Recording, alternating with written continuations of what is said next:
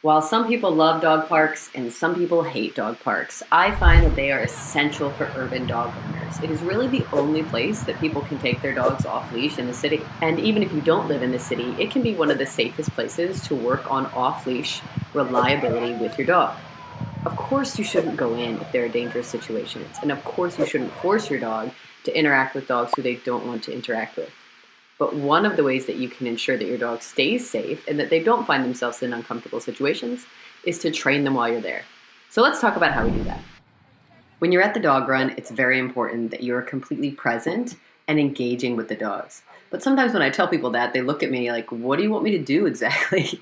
So in this video, I'm teaching the young lady you see in front of you how to begin just doing simple individual recalls with each pup.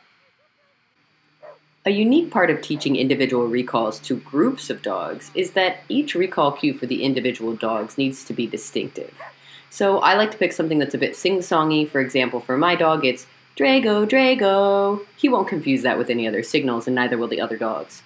After you've given the recall cue, you cue touch for the dog to come over, you take them by the collar, mark, and deliver a treat. After which, I release them with a quick go play. Let's call Brody away. Brody! Collar grab treat, nice. Nice. So a couple little things that I want to change about how you do it. Okay.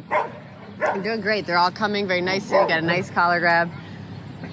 Call them out. Hide your treat either in your pocket behind your back while you're calling, because I don't want them to be coming for the sight of the treat. I want them to be coming for the cue. Okay? When they come over, take the collar gently, and then I want you to use a marker. Have you ever used a marker before? Where you just say, good, and then the treat appears. Okay? The other little thing I want to change, okay, about your recall when you call them over is not too much petting after the fact. I want any of the petting to happen before. Because for some dogs, in this context, a lot of petting can be viewed as a punishment. Mm-hmm. They're in the mood to play, not necessarily in the mood to snuggle. Okay? So it might look like this. Good. And then the treat happens, and then we kind of walk off. Mm-hmm. Cool? Cool. Give it a try. Luna,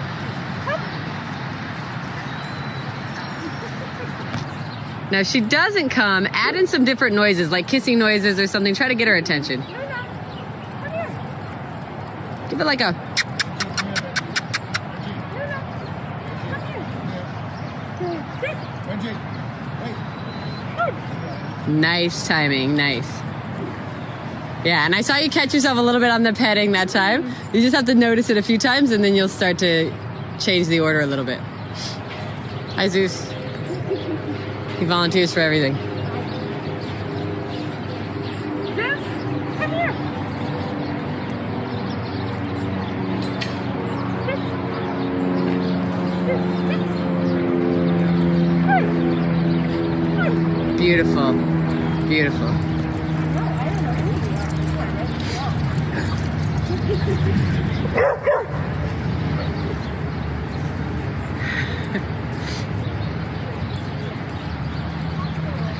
Bailey, come.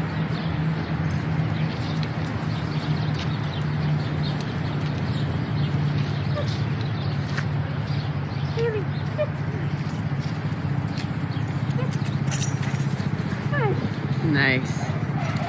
Now you notice that time that she only sat once you had the treat out. That's because she's used to that being the signal, right? So you can kind of fake her out without a treat in your hand. You can do the same motion and then produce the treat afterward a few times, and she'll start to get the sense of, oh, I should do things for her even when she doesn't show me a cookie, which I really want her to understand.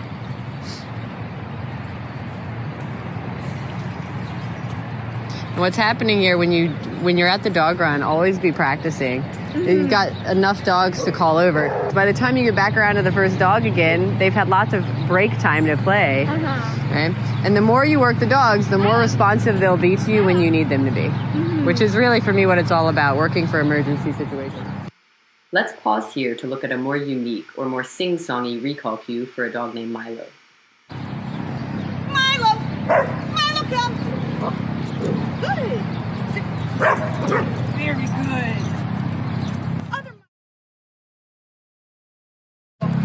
Milo! Come here!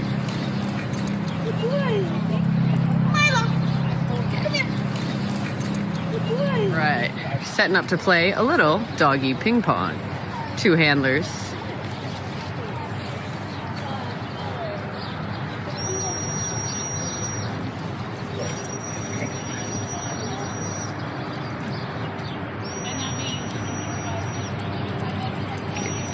Four cues. Give treats to the fastest to arrive.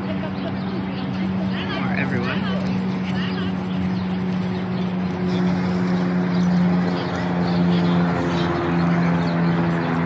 There's the cue.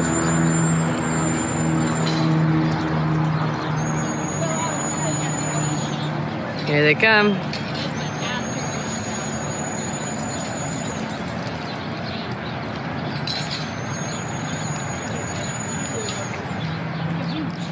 Now, in all seriousness, this is very easy to do, very easy to teach. Everybody should call all the dogs every now and then if they're at the dog park or any park with a group of dogs.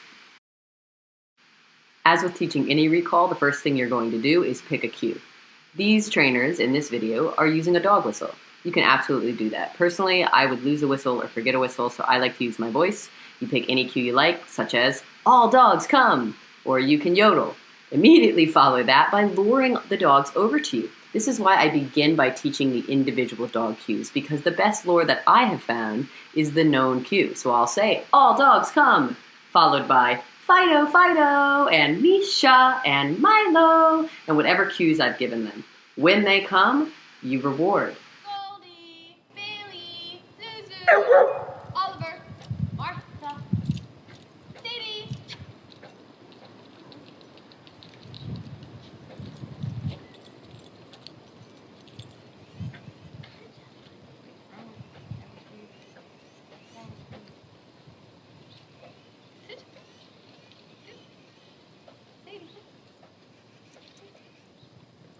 Oliver made it, my kid.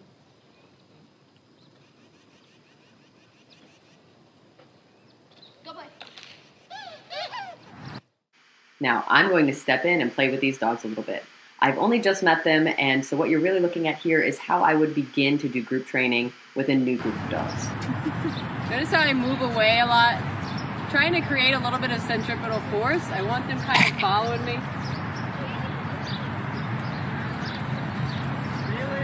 Let's see. Milo. Can you get through? You're a nice dog. Yes, you are. Let's have some fun and slow this down. I'm moving around a lot. I want the dogs to learn to follow me, pay attention to where I am, and so I kind of pace around the dog run. See this beautiful Labrador? A few times while I'm at the dog run on this day, he jumps up like that.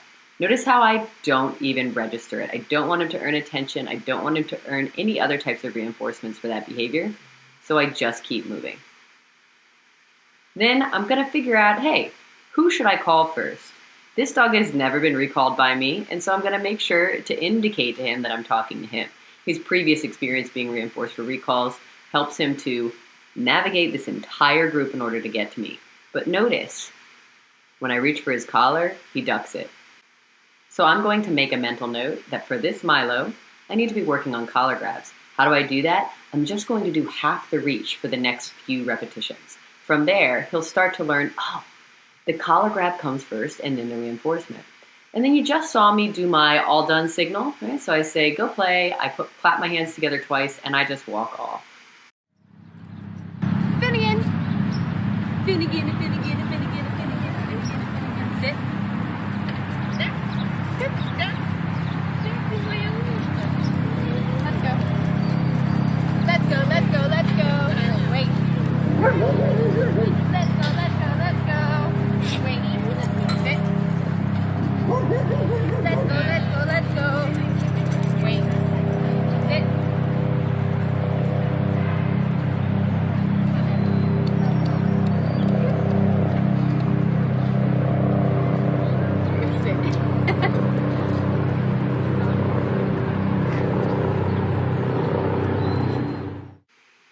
Let me comment on the second piece of this.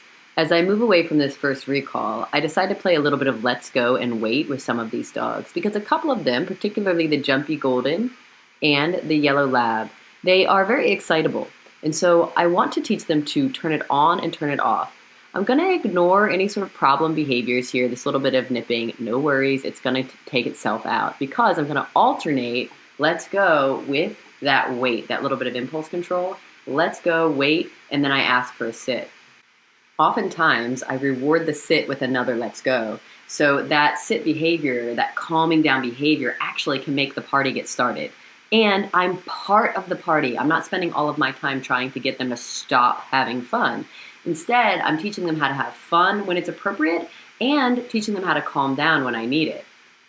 That makes me part of the party instead of a distraction to the party. And then, of course, sometimes after the sit, we'll build a little duration and we can use our treats in order to build that duration.